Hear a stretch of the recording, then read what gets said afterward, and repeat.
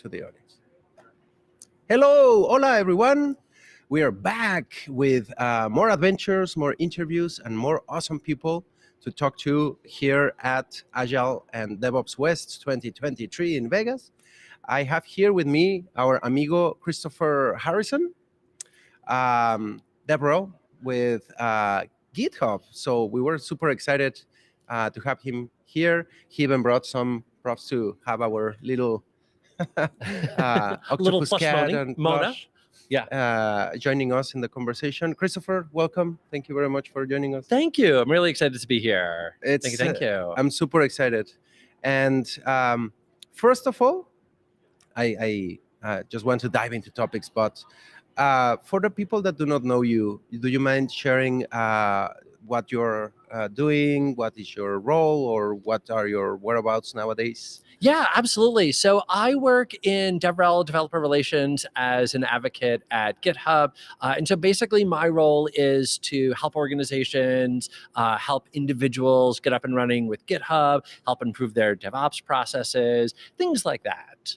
In general, enabling people. Exactly. Yeah. And really trying to have a two-way conversation. So like trying to help people get up and running, but also then in turn, like listening to the problems that people are having with what they're trying to do with their own work, or the problems that they're having with maybe our products, and, trying to figure out how it is that we can better meet everybody's needs.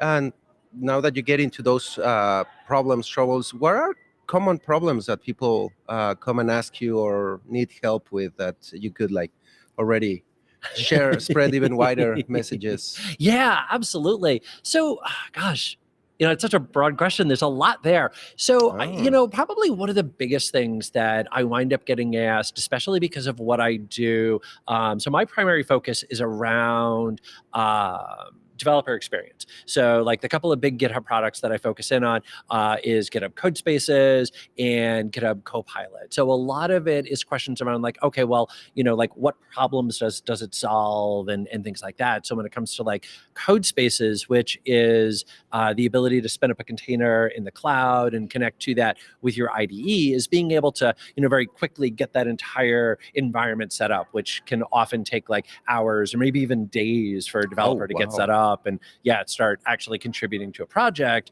And then GitHub Copilot, which is generative AI and can help make code suggestions and really just help developers be more productive by, suggesting the next line or the next block or like even the next entire function or class of the code that they're creating. So just like how to get the most out of those and how to get started there. It sounds like a lot of the situations are around the get started steps, like getting into it, and I can totally relate. It's a beautiful set of tools, tasks, abilities that you can do there, but I have to admit, from my perspective, can be overwhelming. Yes. And do you have any like situations like that? Yeah, quite a bit, and it's one of the mistakes that I think all of us wind up making, just like as humans, is we make this assumption that if I understand how to do it, or if it's easy for me, then it must be easy and intuitive for everybody else, and everybody else understands that. And that's of course not the case. And so unfortunately, when it comes to different products, that we just we assume, oh, everybody's going to be able to figure that out. And that's not always the case. So kind of making sure that we are getting that message out there and really trying to listen and help people get up and running. And like, that's of course not unique to GitHub. That I think every organization under the sun kind of struggles with that, is just like getting that 101 content out there, getting that like, hey, here's the getting started part of that. You're a particular case for each person, because I'm going to share a little bit on mine. I was used a little bit about working with repositories, like standard things. But when I got to GitHub, and because of my work and where we are, was like, how many stars do you have? How many releases? How many things? I'm like, stars? What? Where in Git are stars? Like some of the... And it's something amazing for me that GitHub gave this opportunity to turn it into like a social network for code sharing and working together, right? Mm-hmm. And some of those options, which ones are the ones that you think are more appreciated or more impactful for people that start playing with GitHub in general and the communities?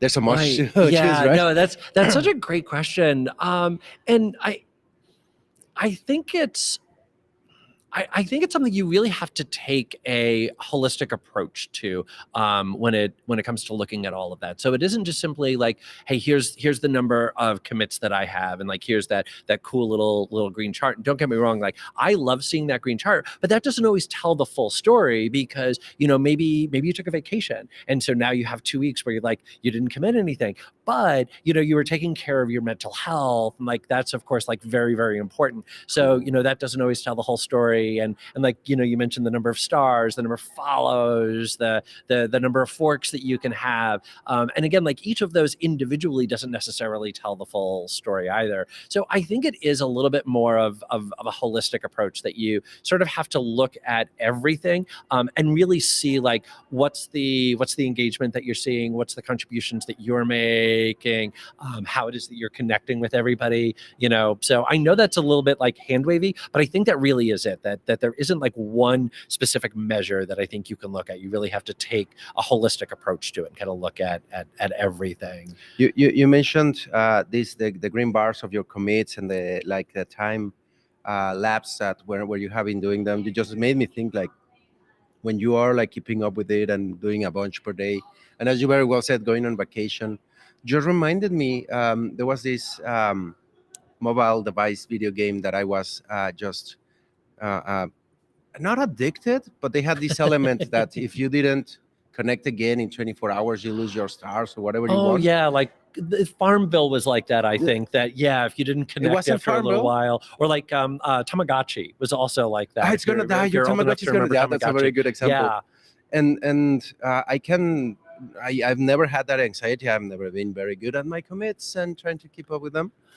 But I can tell someone that is very involved with that, like, oh my god, at the beach, I'm like, oh, checking in something, committing something. It's interesting. It's a double-edged sword now that you mention. And yeah, and I think that there was I remember that there was a lot of focus in on that green bar, like making sure that there's constant commits. And fortunately, I think a lot of that has started to subside. That we're taking a much healthier approach to looking at all of that and realizing that, hey, I might go a few days without a commit, or maybe like I'm getting pulled into like project planning, or again like I'm taking a vacation, so I'm not going to be committing for a little while. So let's take a look at the big picture rather than did I get my little green square for that day.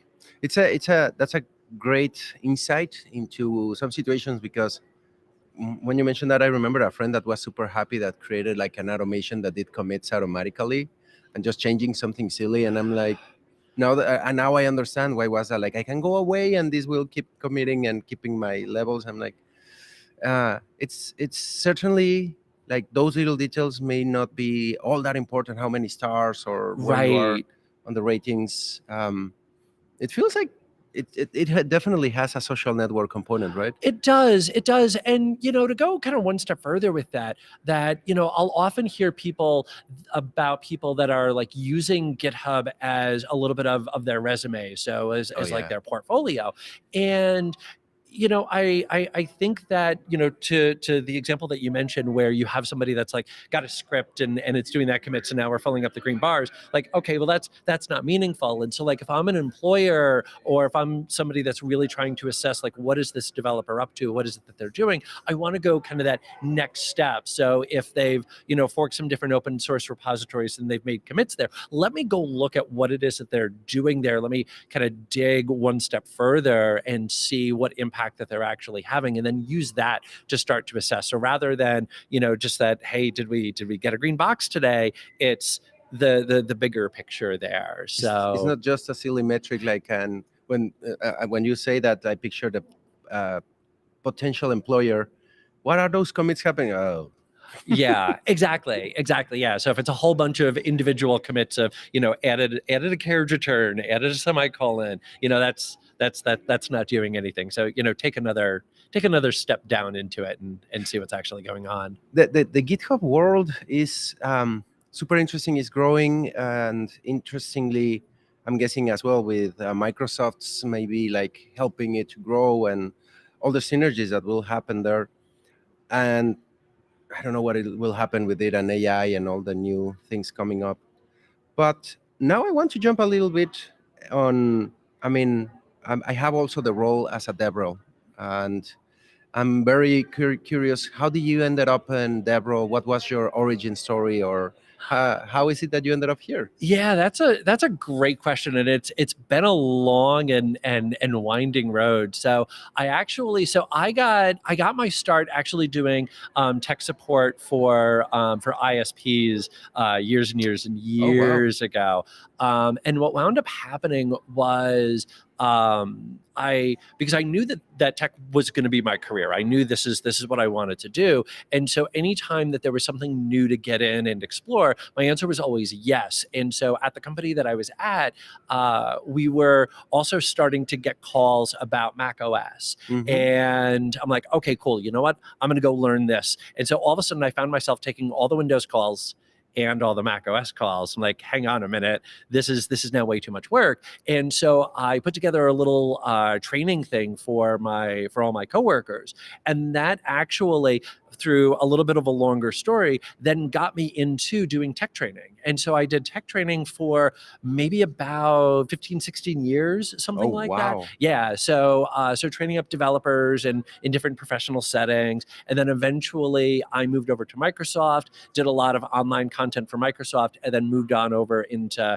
DevRel from there. So from that little course that I wound up building at a tech support job for an ISP, that sort of like launched my career. And so I look at myself as being in DevRel, at least to some degree, pretty much since then, because I've had that primary focus of how can I help you? How can I help you solve problems that, Enable like, people. yeah, like the thing that I loved when I was doing tech training is people having that aha moment, like, you solved my problem.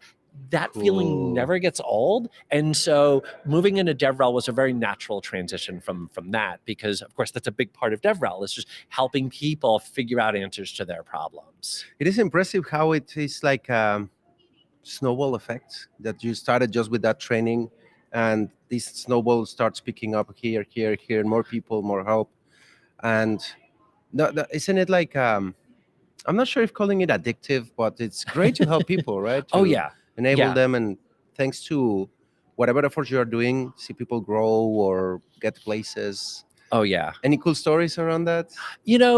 One of the first jobs that I had when I was doing technical training was doing what in America is sometimes shortened as voc rehab or vocational rehabilitation, which What's that? I'm is, sorry, no. yeah, no. So it's basically what will happen is you'll have somebody who's maybe served in the military for a handful of years, and they get out, and then they're going, okay, well, now I want to start a career, but they didn't necessarily pick up the skills that they want to make into their Mm, career. And so they'll go off and they'll learn something else. And so in my case, it was, let's teach you networking. And that was my focus at the time. And so I had somebody that went through the program that I was teaching at this particular center, and they came back about like 3 months after they had graduated the program, having gotten that first job. And they came back in and they said, I got that job because of you. And that, like, even like to this day, this was years ago, and to this day, like, I tell that story and I still get goosebumps. Like, it's such an amazing thing to be able to help somebody, to be able to empower somebody like that. you changed the life, and it's Yeah. like that feels the goosebumps, the chills. Are like, it is cool in a good way, Yeah. but it's like, oh wow, I can't believe it. And Yeah. and speaking of those changes and those situations nowadays, like any recent stories that you have been doing, like now that you are with GitHub, like you are helping here, have you gotten any similar stories like that person? Not Unfortunately, not yet, but that will come. And part of like that low level individual story is partly because of the area of focus that I have these days at GitHub, because a lot of what I'm doing is executive briefings and things like that. And so, there isn't necessarily like that individual type of story. But that being said, like the role that I had before this was actually working with college students and helping. Yeah, that I absolutely loved being able to do. I have had some experiences, and that is like, I mean, and it's tough to say, like they're like kids. I'm like, oh my God, how old am I that I call them kids?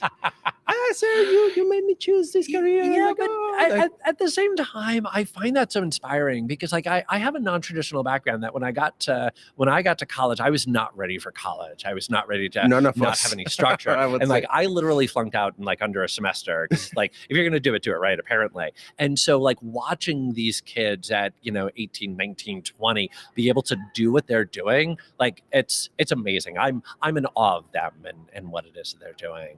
It's weird and cool at the same time, because you can become a role model. I'm not sure if I had any, like when you say that, like getting at college, you're like, I'm here because my parents sent me, but I don't know. I want to party or watch TV, or I don't know. And it's very interesting that you could fulfill that role and becoming like a figure, a role model, or some mentorship, which I don't know. As you say, the goosebumps and the good feels from that. Yeah. Addictive or good in a way. Yeah. And speaking of, nowadays you are also generating still content, some knowledge transferring. And I know that you have, I knew that you had one talk here, but it results that he has two. Whoa. And the first one, and I remember because in the morning I was reading all the talks, shifting left the right way, and it was silly because in the morning I was like reading like pun intended, like it's I got the joke. I was kind of proud of that title. I approve. And that's when I'm like, oh my God, I'm into that jokes now. But that was an awesome one. I really enjoyed it. But can you share what were you? There are two. We're gonna get into the second one in a moment. But a little spoiler or trailer of what is this talk about, or what is the right way for the left shift? Yeah. So basically, the Cliff Notes version, like the short version of it, is when we think about DevSecOps, when we think about trying to improve the security of the software that we ship, we always hear this phrase of shift left, shift left, shift left, which is trying to move things as close to the developer as possible. But we don't always have then the next part of that conversation, which is, well, what does that look like? And a lot of times when we try that, we wind up making the wrong decisions, or we wind up asking people to do things that aren't necessarily natural to them, aren't necessarily comfortable with for them. So like as a perfect example, one of the big things that we try to do is let's upskill our developers. Let's make our developers security experts. And we've tried this for years and years and years and years, and it's continued to fail. And the perfect example of this is the fact that SQL injection attacks still exist. Like SQL injection attacks have been around for literally 25, 30 years. Like this is something every year it's on the top 5 of the list of... And it shouldn't be, because we have so many frameworks that are out there that can help you with that. And you either would have to like use them the wrong way, or you have to, get down to like the low level to use them. And yet here we are. And it's because, our developers are not security experts. And so they maybe haven't learned that, or haven't learned it in an impactful way. And sometimes it's because we wind up teaching them the wrong way. That as an example of that, I went out and I did an internet search, create a login page using a database as a backend. And the first 3 examples were storing the username and password in clear text. Not even like reversible encryption, not even hashed without salt. No, clear text. And I might not be the world's biggest security authority, but I'm pretty sure storing passwords in clear text is a bad idea. Yeah. Don't do it. Don't know. And this is what we're teaching our developers. And so like we keep trying to put all of this onto our developers, and then we're not giving them the tools and the resources that they need, because in a lot of ways we're now asking them to do things that they aren't necessarily comfortable with. And so then what we try to do is, let's go get a security team, and let's put them in charge of securing our software. And there's a host of problems with that, because our security teams are going to be outnumbered, and our security teams are going to have a different set of goals. That our developers want to push features and push software, and our security team wants to minimize that surface area.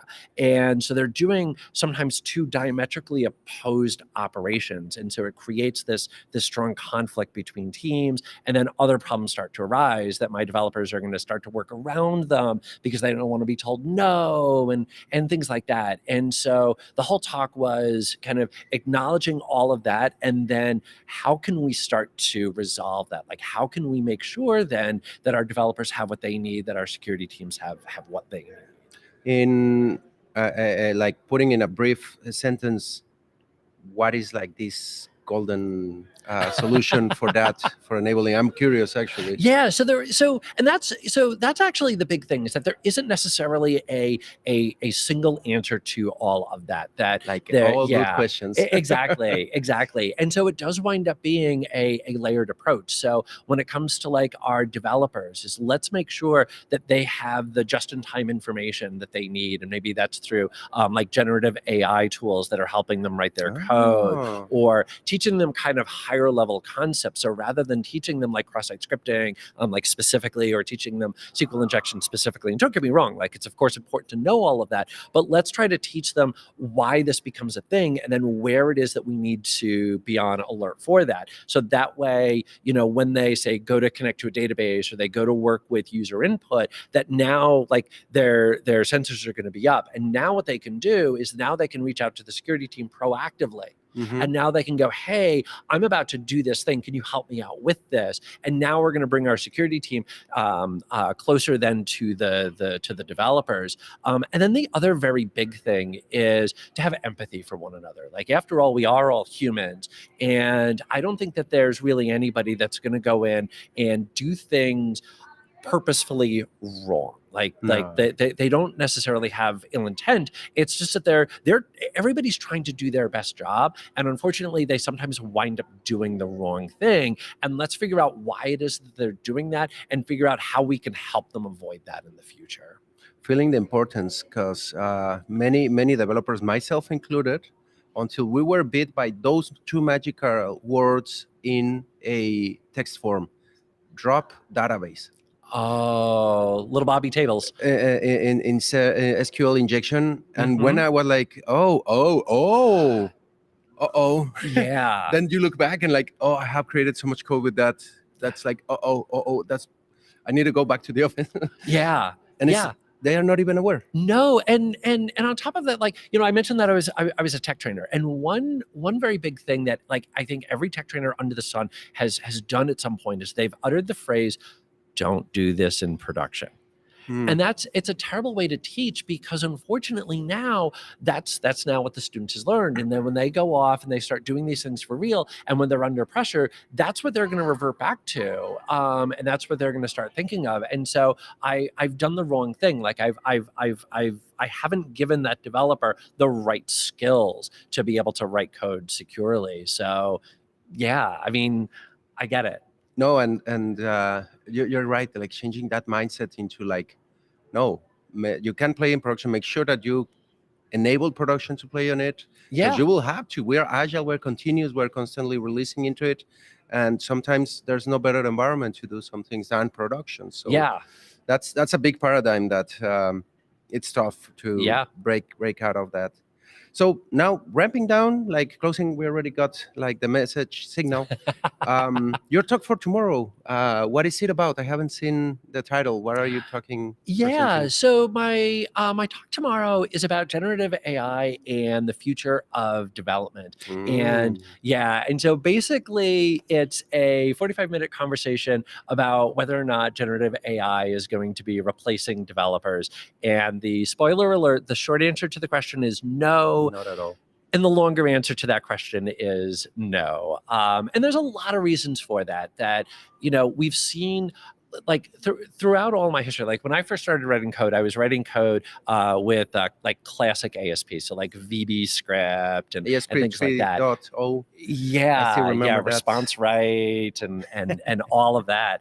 And our tools were relatively primitive, but we were building in a lot of ways still like kind of very similar apps to what we were doing today. Only today now, like things have gotten more complex, and we've also gotten a lot of better tools. Like we've got so many frameworks that are out there to really help us be more efficient at doing development. So like, for example, we were talking about like SQL injection. Well, now I've got so many ORMs and other things that are out there that can really help me out there. And it's going to make my life as a developer that much easier. And so we've continued to just like see the growth of tools that are going to support us. And we haven't replaced developers. Like there's still a never-ending demand for developers. And on top of that, we also have tools like Microsoft's Power Apps, where power users, business users, can then like drag and drop and create applications. And really, what's happening there is they're now taking.